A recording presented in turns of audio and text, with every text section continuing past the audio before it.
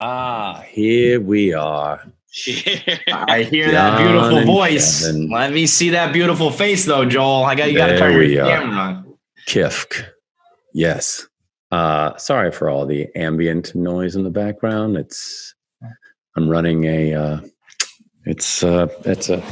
I'm running a family here, so get used to it. Is your mic, is your camera cut off right now? I only see your name. I don't see your face.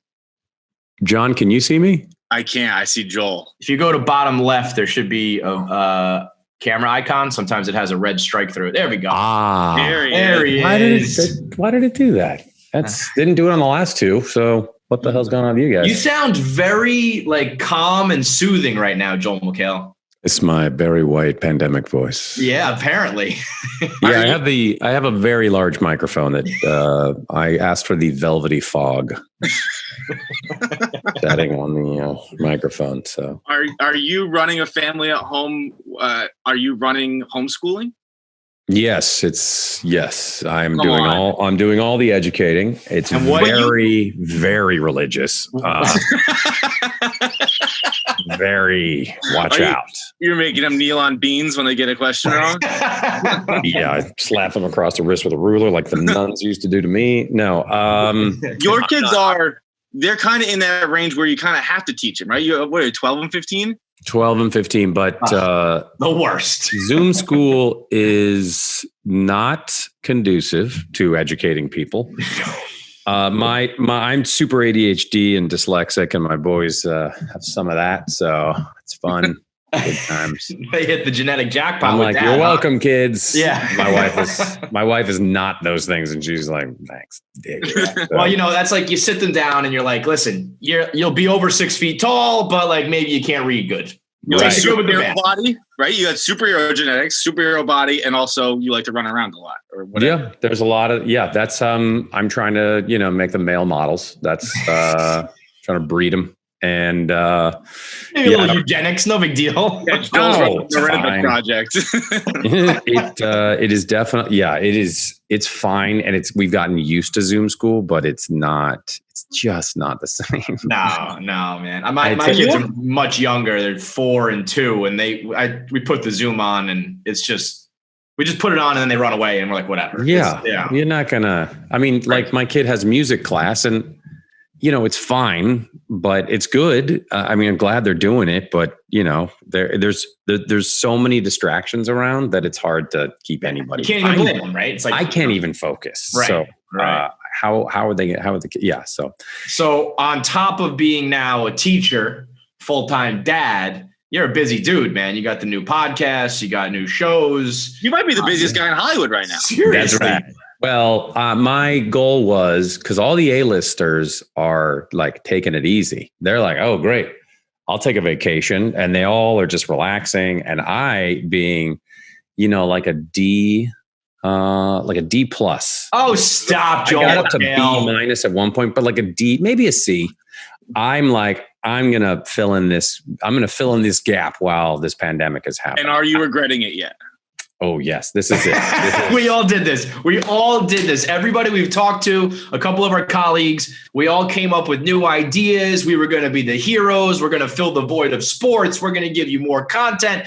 And then 70 days in, it was like, oh, fuck, I have a whole new job now. What have I done? Yeah, I agree. I hosted 2 different charity events last weekend. And my wife was like, we don't see you anymore. I'm like, I don't know what's happened to me. This is so very. What was the other one? I watched a community table read, which is incredible. I have a lot of questions about that, but what was the other one? I did 2 others. Oh, I guess that was also one, but not really. That was a table read. No, I actually hosted the Los Angeles Zoo fundraiser, which they had to cancel the gala. And then I hosted the Union Rescue Mission, which is downtown LA. They're the biggest homeless outreach in the city.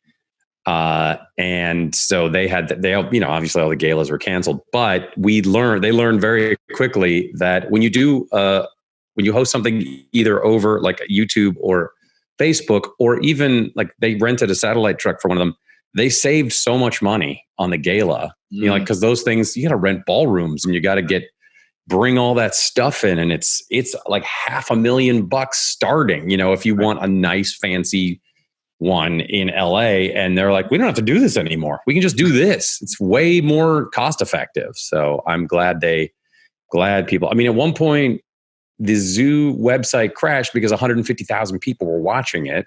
Wow. And I'm just tooting my own horn because of me, guys. Mm-hmm. And no, because for the talent. But when it turns out, if you don't want to get all dressed up and all that stuff and drive across the city, you can just turn on your computer and they're like, donate $5, and then boom, and there it is. See? So let me ask you this question. I've been talking to people in general. Things like that, things like going to an office for work, social events, sporting events. How much do you think that sticks around if and when we get the green light from people? Or do you think that galas and all that shit just starts up again?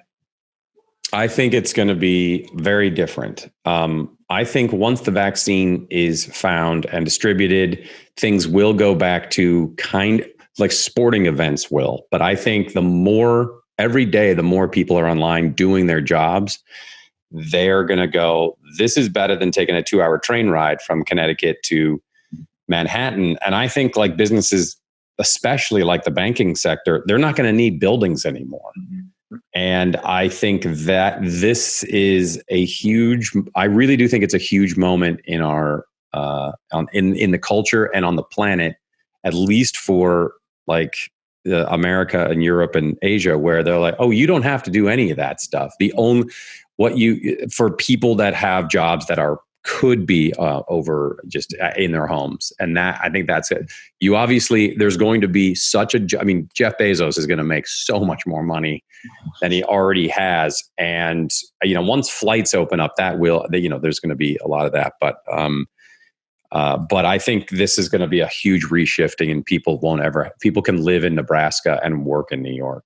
And it's been funny too, not funny, but like hearing people say like, I'm going crazy in the house. Like it's bad for my mental health. And don't get me wrong, it absolutely poses its own concerns about mental health. But like what we were doing every day, where you like, again, like the 2-hour train ride, bustling people, standing in line for an hour at Sweet Green to eat your lunch on a walk back to the office. Not exactly like what you would want to build, the foundation you'd want to build your mental health on. Right. If you can do it on a field in Nebraska, it's probably better.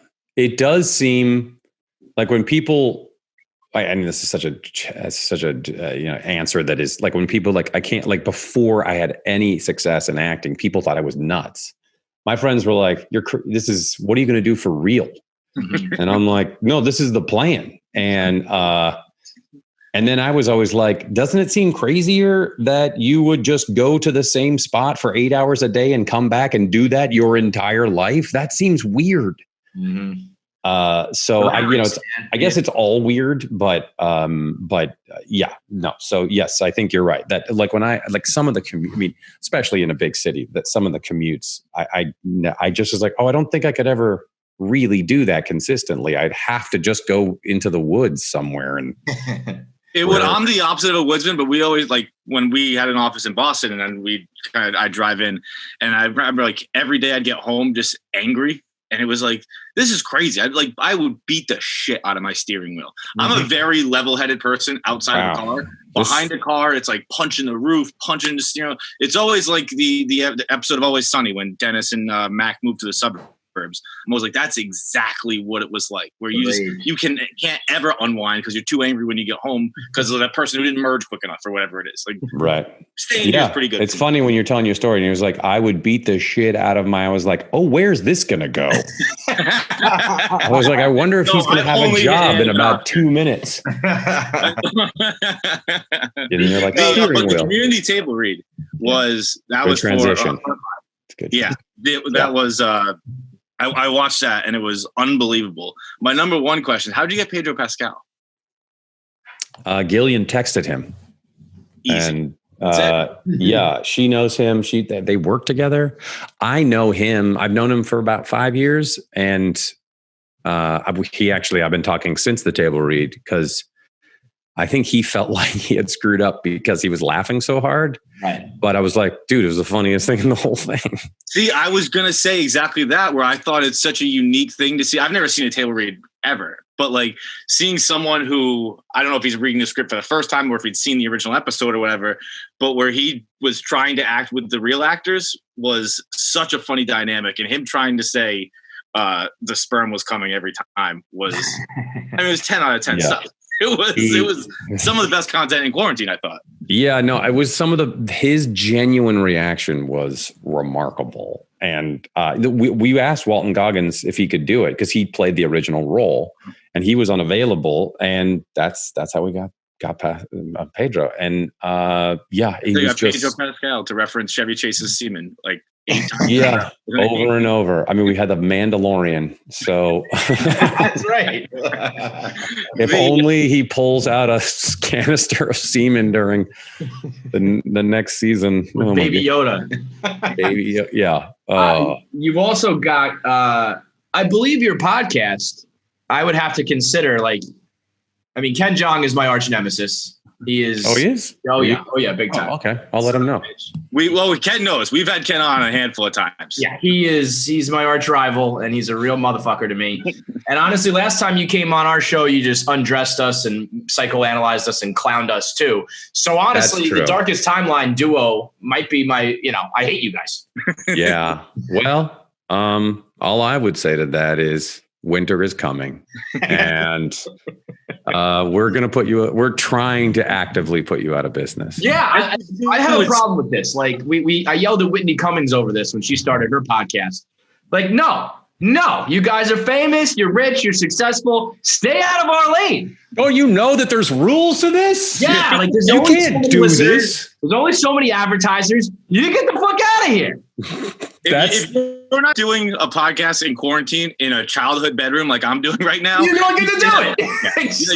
If you're doing a podcast in a home you own, not allowed. Oh, yeah. No, I'm doing it from my guest house anyway. Your really third guest was Andrew Yang, right? Yeah, that was our first guest. That was your first guest. Oh, that was your third episode though? Was it my third episode? No, it was our second episode. It was our second. Yeah. Okay. Yes, I believe so. Yeah, he popped on. And I will say, I think Pedro's coming on next. To talk about. That's just bullshit. Was there any plan with that? Was that strictly a quarantine thing? Or was that were you thinking about doing that? When we were like, how can we put those guys from Boston out of business? How do we do it? So we had been talking about it and, but for months now, and we were not really, I was always like, we should really do this, because because whenever I'm on the phone with Ken, I'm on the phone with him for an hour and my wife will walk in and say, are you talking to your boyfriend? And I'll be like, I am. Can you just hold on? And so we do talk a lot. And I said, what if he brought, I don't know who came with the idea, but I was like, we should talk about the pandemic because you're a doctor. And I am obsessed with the science. So if we can have an intelligent talk about the science, because the 24-hour news cycle is hard you can get it, but you kind of pulling stuff from different.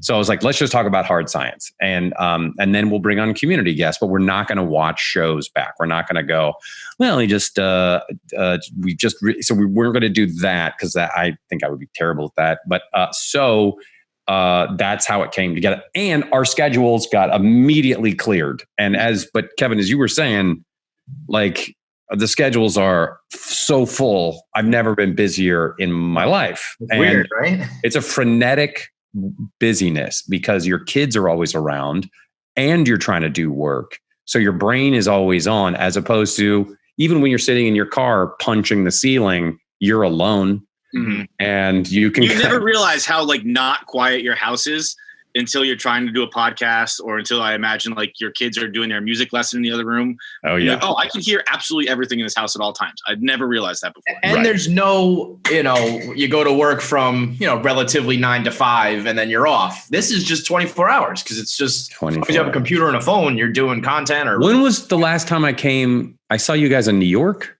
Yeah. Probably 2 years ago. It was definitely our old office. It was our bat. We've since moved. We've moved up in the world a little bit. We've upgraded a little bit. And did you, John, you were dating the girl in South America? Yeah, I wasn't dating. It didn't work out, but it was the right because you screwed it up. Yeah, of course, of course. Yeah. She was like a princess, right? She's a princess. I'm honored you remember this. Yes, yeah, you really laid into me in that one. It was a real come to Jesus moment I had like that night where I was like, Joel McHale really laid out my life. Honestly, I don't know whether it was conscious or subconscious, but since then, I think John's been a new man. He's in a new relationship in love. He's got this great new beard. He's doing more work than ever. I think Joel McHale was the difference. Let's not go with great new beard. And I feel like your beard is very, young country, Kevin. And John's beard is Amish. It's part Amish, but part like Damian Lewis coming out of the hole, like episode 1 of Homeland, where it's like very stringy and red and gross. It goes like long this way. It goes like, I'm going to lose, like, you don't talk about like losing weight when you cut your hair. I'm going to lose 30 pounds when I shave my face. Like, yeah. No, you look like you run one of those bars that has axe throwing. Yeah. You don't brew your own beer, but you're very concerned about it. When was the last time you spoke to the princess?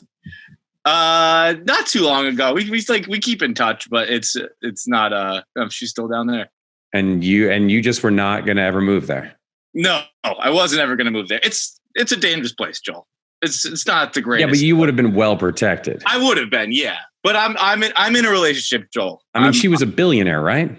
No, I don't think Bill Bees would throw just around. hundreds and hundreds of millions of dollars, right?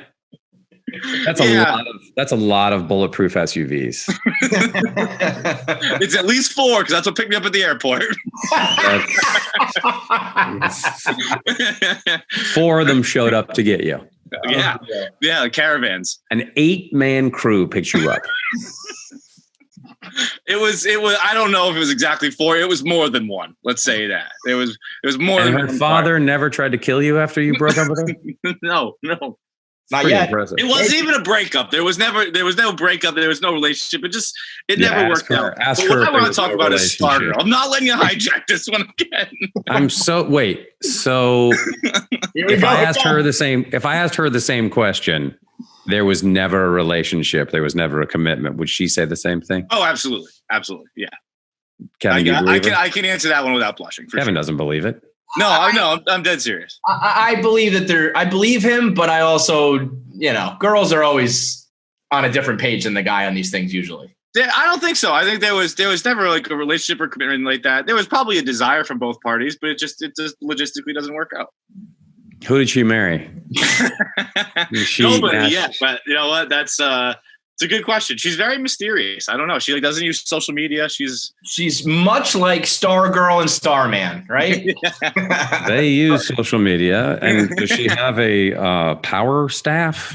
Honestly, probably a golden rod that can, So. Do you like being a superhero?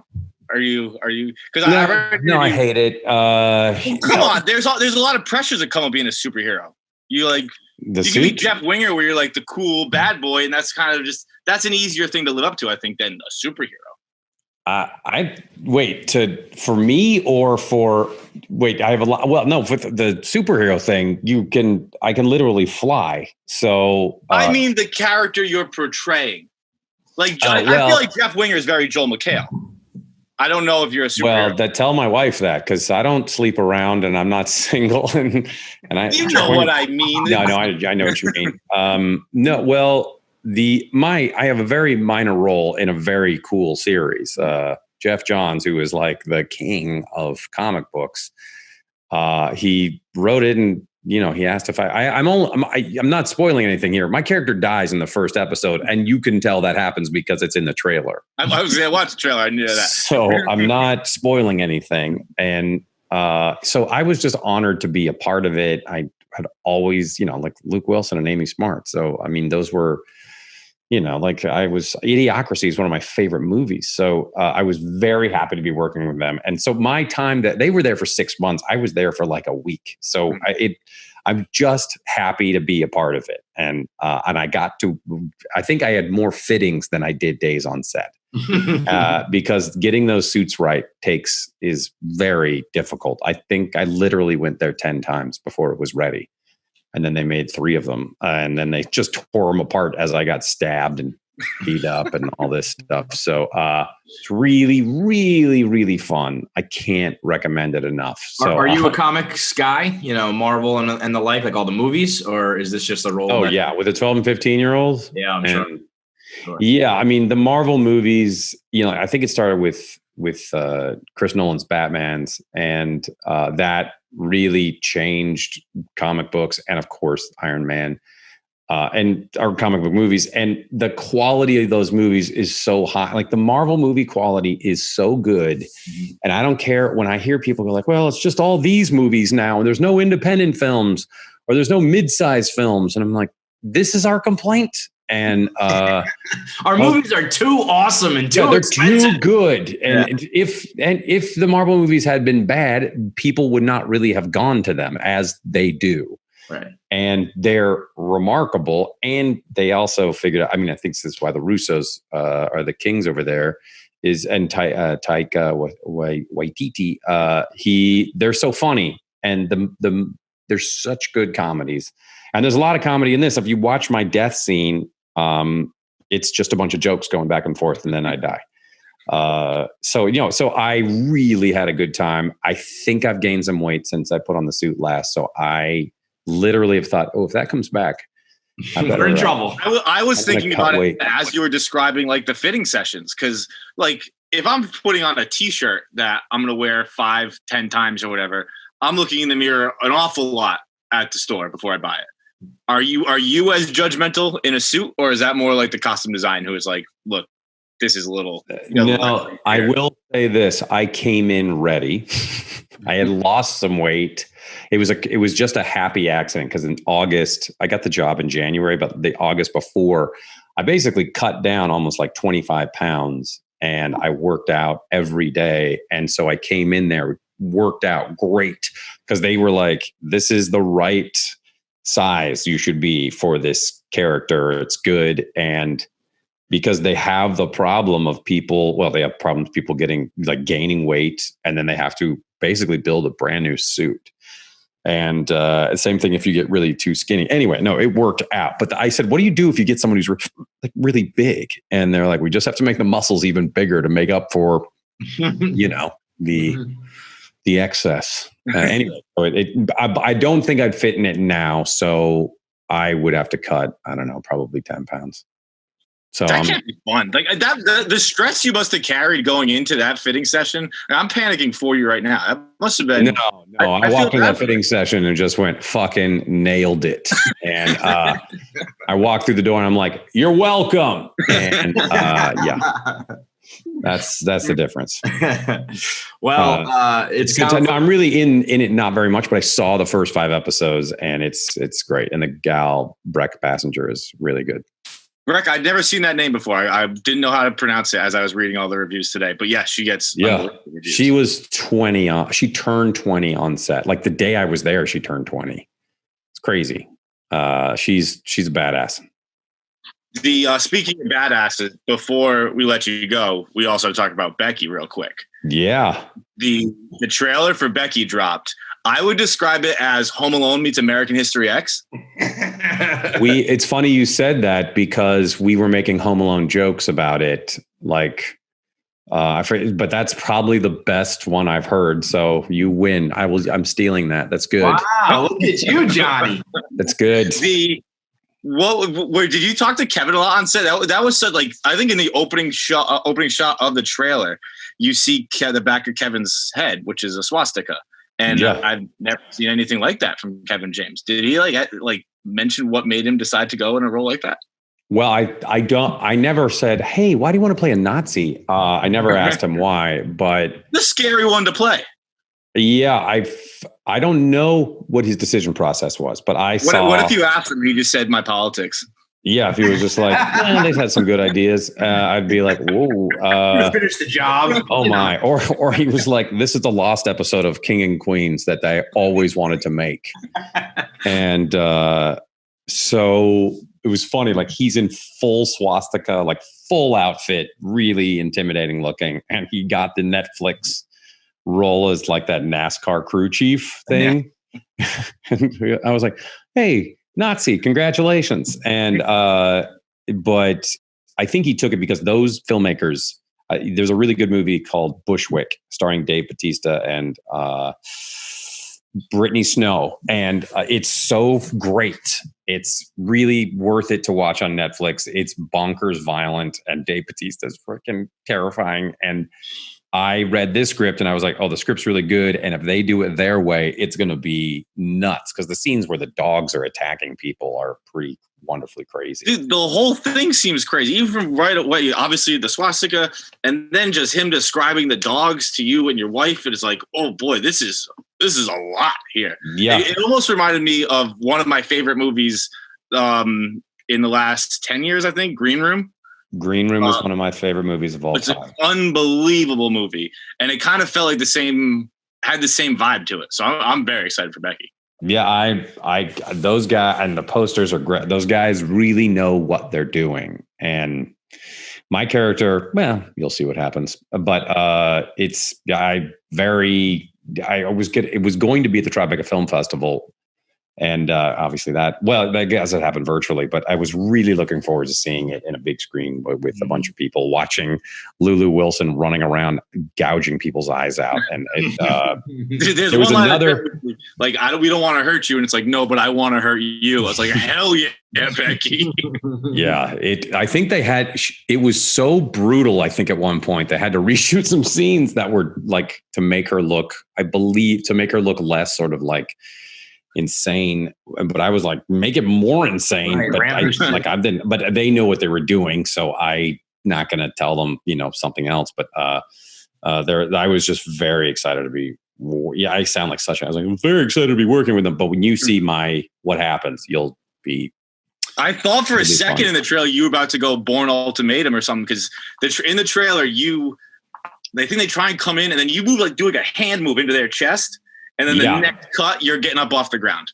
Yeah, it was bad. Well, the guy, because they're supposed to have this huge guy, and I'm like taller and broader than Kevin James. So they hired this guy. He was in Gladiator, and he makes me look like a child. He's from honestly, all you had to say was Gladiator. I know exactly who you're talking about. Yeah, I think he was also in Night in the Museum, but he just fucking huge. And and then his voice, yeah. So I was like, oh, you found the perfect guy to make me look tiny. And it was good. But there was another movie there at the film festival, and it didn't happen, obviously, but that one's called Happily. And at some point when that comes out, you'll have to see that because it's pretty crazy. It hasn't been bought yet, but I think the director wants to put it into a festival later. So stay tuned for a movie called Happily. Happily, we got Becky, we got Darkest Timeline, Twilight Zone, Mortal Kombat. You guys don't even mention that. The Mortal Kombat just got released. The hard R animated. I play Johnny Cage. Wow, that's pretty fucking cool. Yeah. So did you? How old are you? 48. So were you playing that at all? All the time. Yeah. That was my high school and college game. I loved it. Johnny Cage. That's a hell of a name to add to the resume. Johnny Cage, the Nutcracker was the ultimate move growing up. That was good like times. You drop nutcrackers on the playground 24/7. Yeah. You didn't split part, but you just hit your friend in the penis. Yeah, Kevin and I are very confused what you're talking about, but no, I'm kidding. You're talking about playgrounds. You do this now? Sorry. The dick. All right, man. Get back to the kids and get back to work. My wife is texting me like, "How I thought you were going to be up there until blank," and I'm like, "No." So, get back. But guys, you guys look well. Okay, congrats, John, on your relationship. Too bad for the princess, Kevin, 4 and 2-year-old. I'm in the thick of it, brother. I don't know how you do it. Give me like what age I'll be able to like breathe. Nothing gets.